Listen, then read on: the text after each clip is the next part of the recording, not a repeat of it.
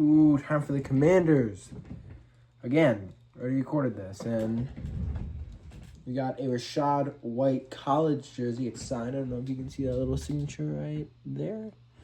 But yep, that's the jersey we got. And today, we'll do a fit check. This is a boring fit. Gray shirt.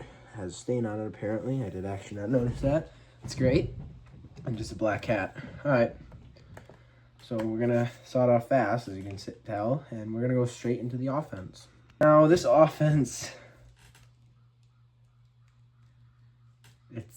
It's an offense. Looking at the QB room, obviously you got Jayden Daniels as your starter. And I really hope he can stay healthy this year, because last year Commanders football was unbearable. Watching film for this was quite unbearable. I'm no offense to Marcus Mariota, but he can't command this offense like Jayden Daniels can. And then looking at the running back room, we got Bill as the starter. I didn't fall for the Bill fantasy hype last year, and thank goodness I didn't. But then also Rachaad White as the 2. It's better than last year, I'll say that. I do like Jeremy McNichols, sorry. He's listed as the 4th here, but I do really like him. And then wide receiving room. Like, oh God, this projected starter room is awful. Terry McLaurin, which he's a good wide receiver. The last time him and Jayden Daniels were healthy together, they had a really good season. Antonio Williams, Luke McCaffrey are the other 2 projected starters, but I'm also going to assume Treylon Burks and Dyami Brown will start a few games. But I really hope Jalen Lane will. I mean, he's a young guy, second-year player now, and he looked good last year. I think it was the Bears game where he had like a 50-yard touchdown, which was nice. He completely destroyed the coverage. It looks great. Now, tight end room, I actually like it less than I did last year. I like Zach Ertz more than Chig Okonkwo. Now, Chig Okonkwo's not bad, but I think Zach Ertz is more reliable. Nearly 50% of Zach Ertz's catches were, I think it was like 13 or more yards, which is really good for a tight end, obviously. And then this line is rough. This line is really rough. So we're going to start at center, and that is Nick Allegretti. And we're going to lump him and Chris Parr, left guard, in together. Yeah, they're not anything special. Now, one guy I really thought, I guess it was name value, Sam Cosmi. I mean, last year at least, he did not look good. Maybe it's because Marcus Mariota was under center and the rest of the line wasn't good, but he didn't look good. Now, Josh Connerly Jr., I really hope he can take a step forward this year. Because, he had his rookie moments last year, but he looked fine. He looked decent. So I think he can really take a step forward. And then you got Laremy Tunsil, who, he just needs to keep anchoring his side. He looked pretty good last year. He kind of cleaned up the holding calls, which is nice. I mean, he still had more than you'd like. And one more play I'd like to highlight is Colson Yankoff, who I did have in fantasy last year for a few weeks. He's a tight end 4. I just like his name. Just thought y'all should know about him because, he's kind of underrated. It's underrated namesake. He doesn't do anything on the field. Jersey, because I had my Christmas lights colored, and I did not appreciate that. Now, looking at this defense, they run a 3-4 defense. And if you don't know what a 3-4 defense is, then I'm not explaining that to you. You should know that if you're watching this video. Now, at their presumed left edge, it's Tim Settle. No. Just no.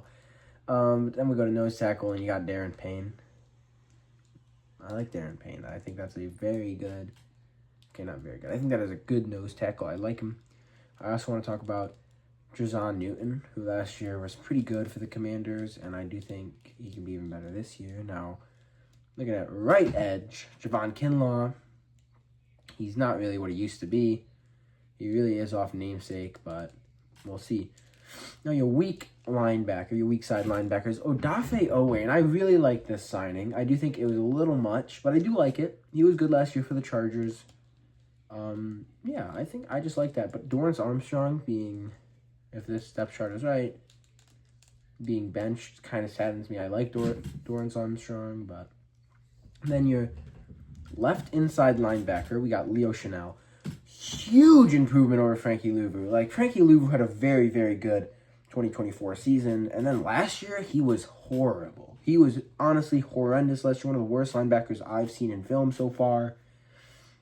So I do think Leo Chenal is a huge upgrade, and I'm glad they got him. Now your left inside linebacker, you get Sonny Styles. Huge upgrade over Bobby Wagner. Bobby Wagner is very limited. Obviously, I like Bobby Wagner because, he's a vet. He's earned his place in the league. He's earned a stay. But Sonny Styles, he can do stuff that Bobby Wagner just can't do anymore. Bobby Wagner is awful in coverage. Sonny Styles should be an upgrade. Now, Kevon Chaisson, I think is how you say his name. I might be wrong. I don't know a lot about him, so I don't really want to talk too much about him. Last year in film, he was all right. I believe he was with the Patriots last year, so I think where I saw him. And he was okay. Nothing special. I'm going to go take a look at his stats real fast. Remember, stats don't always tell the true story, but they do tell a lot. 7.5 sacks. That's pretty good. That is actually really good. And he's only 25. So I think he could really come out and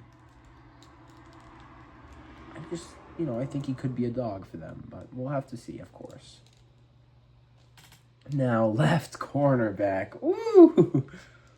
I want to talk about this entire secondary right now, even the new additions. Now, him at left cornerback, Trey Amos was bad. Obviously, we know Trey Amos is bad. I think this is pretty general consensus. He wasn't even a starter last year, I don't think. He is only 24, so we could see. We could see he could get better. I don't think he started till the end of the year. But honestly, I was hating on him, but let's be truthful. He's a second-year player. Yes, last year was his rookie season. He's gonna have a rough year.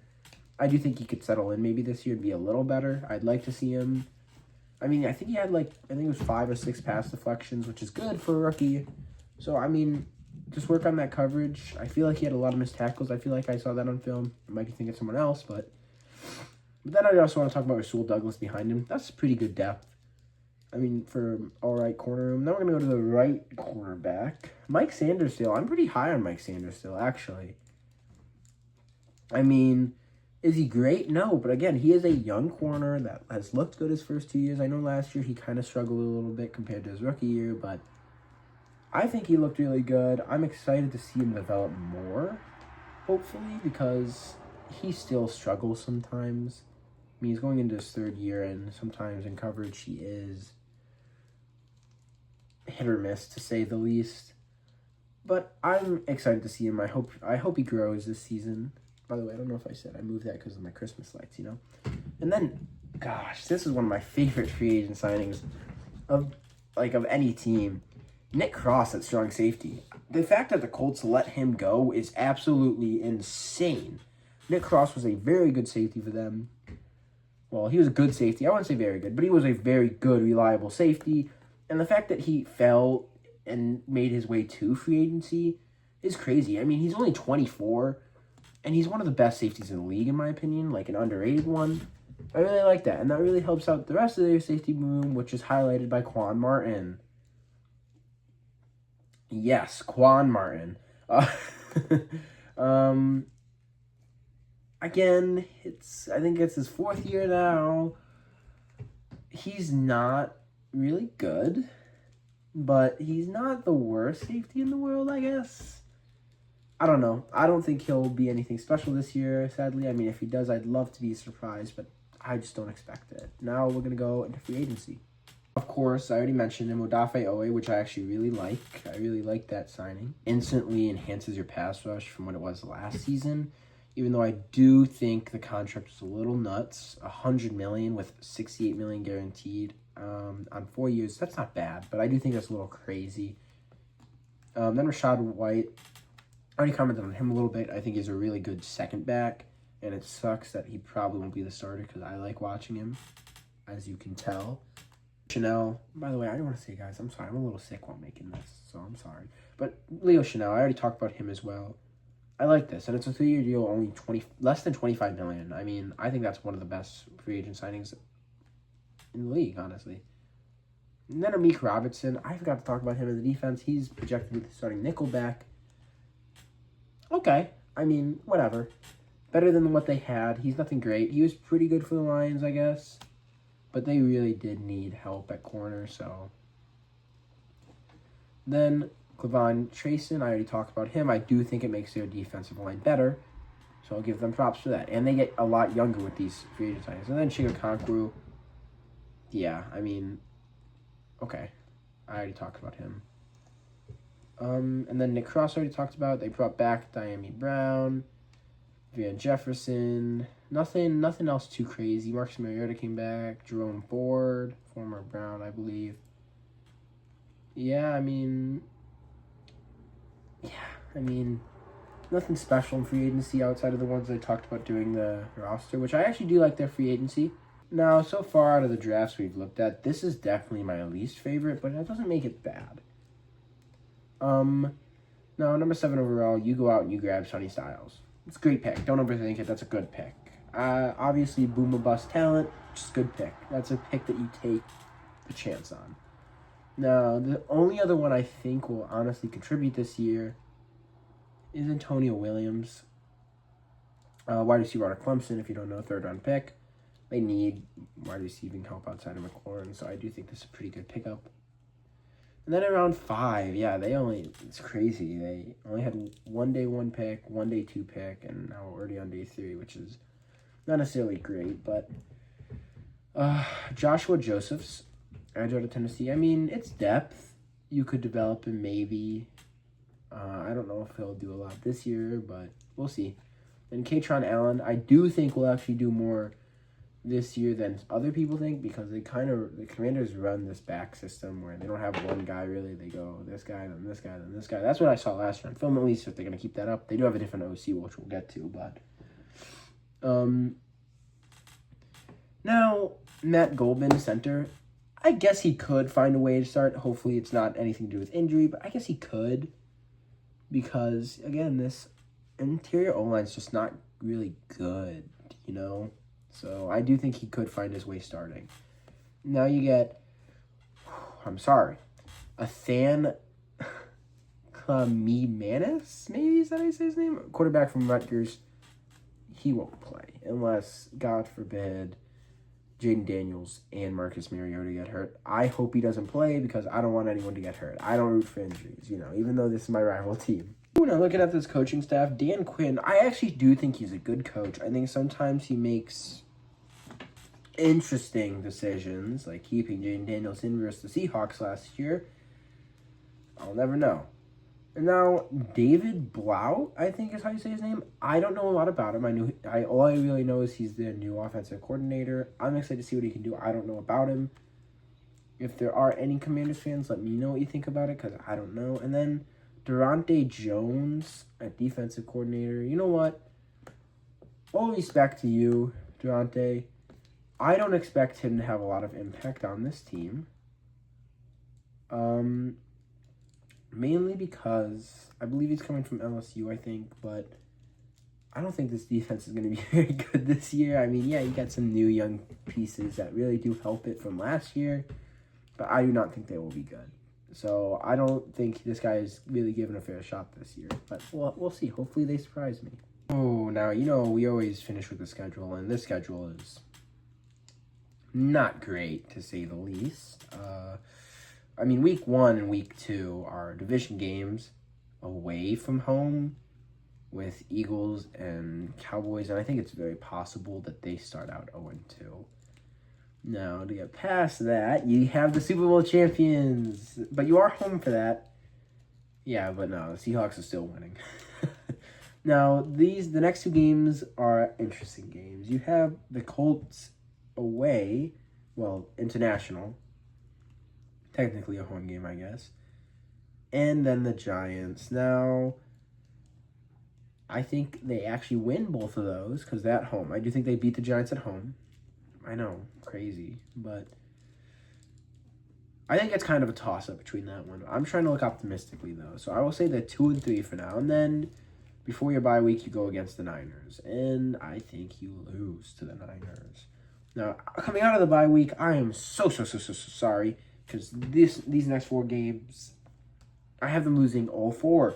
Eagles, which is at home, but I do think the Eagles are just that much better of a team than the Commanders.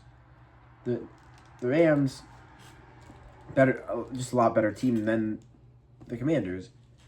The Giants, which again I think could be a toss-up. This is an away game though on Thursday night, coming off a rough game to the Rams. So I'm going to take the Giants, and then you get the Bengals on Monday Night Football.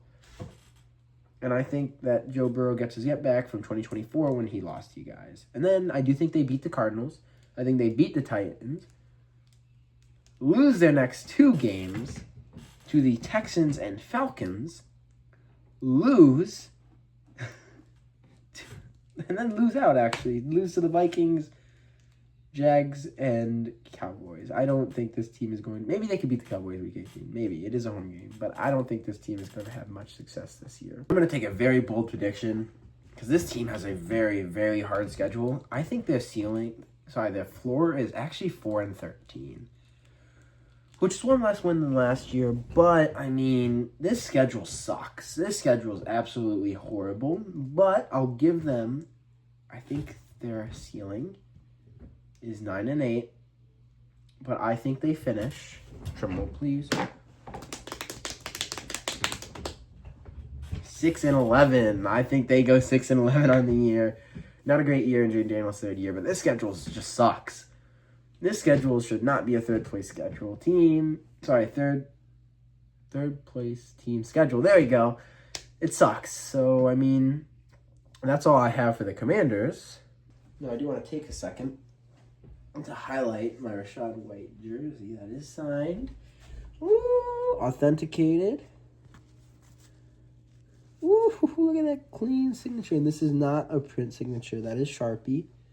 So yeah, I just wanted to show that off. Remember, take care and spread some love. I love you all. All right, so one more thing before I go.